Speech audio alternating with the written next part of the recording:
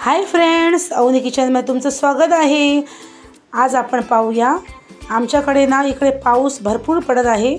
आज आपण पाहूया गरमागरम असे मसाला शेंगदाणे। हे पहा, एक वाटी शेंगदाणे घेतले आहे।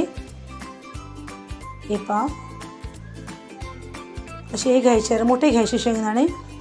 एक वाटी बेसन घेतले आहे छोटी, एक चमचा मीठ, पाव चमचा हळद, अर्धा चमचा मालवणी मसाला, अर्धा चमचा तांदळाचं पीठ। हे पहा, एका भांड्यामध्ये शेंगदाणे घालून घेऊया आणि त्याच्यामध्ये एका वाटीत मी 2 चमचे पाणी घेतले आहे। अर्धा चमच्यातले थोडंसं मीठ घालून घेऊया असं आणि मिक्स करून घेऊया मीठ।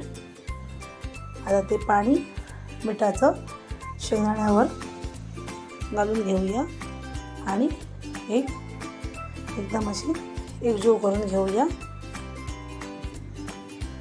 असं करून घ्यायचं आणि हे आपल्याला अर्धा तास ठेवायचं। हे पहा, आपले अर्धा तास आला आहे। त्याच्यामध्ये मसाला, हळद, मीठ घालून घ्यायचं। हे पहा, आणि 2 चमचे तांदळाचं पीठ आणि बेसन 2 चमचे घालून घेतले मी आणि एकजीव करून घ्यायचे।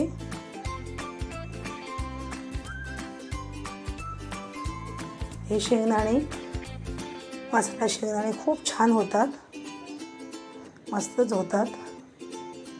सोपी आणि साधी रेसिपी आहे। आपल्या घरात असतात ना शेंगदाणे। आणि 2 चमचे, टोटल मला 4 चमचे लागले बेसनचं पीठ। खूप नाही घालायचं।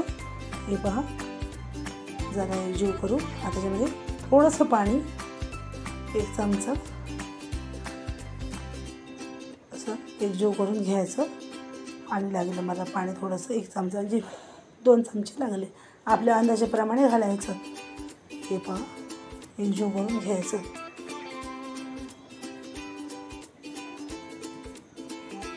हे पहा, एकजीव करून घ्यायचं। हे पहा, आपलं एकजीव करून झालं आहे। आता आपण भाजून घेऊया। हे पहा, कढई छान गरम झाली आहे। हाताने नाही घालायचे, असे आपल्या आऱ्यावर ठेवायचे आणि घालायचे आरामात। हाताने घातले तर तेल उडणार ना आपल्या हातावर। आणि फास्ट करायचा गॅस, अजिबात कुठे स्लो नाही करायचा, फास्ट गॅसवर हे भाजायचे। हे पहा, मस्त छान दिसत आहे, मस्त भाजले आहे। हे पहा, काढून घेते भांड्यावर। हे पहा, मस्त आले आपले आहे मसाला शेंगदाणे, कुरकुरीत असे खूप छान झाले बघा। हाताने तोडून दाखवले शेंगदाणा, खूप छान झाले आहे। चला तर पुन्हा भेटूया अशात एक छानशा रेसिपीसह। तोपर्यंत धन्यवाद।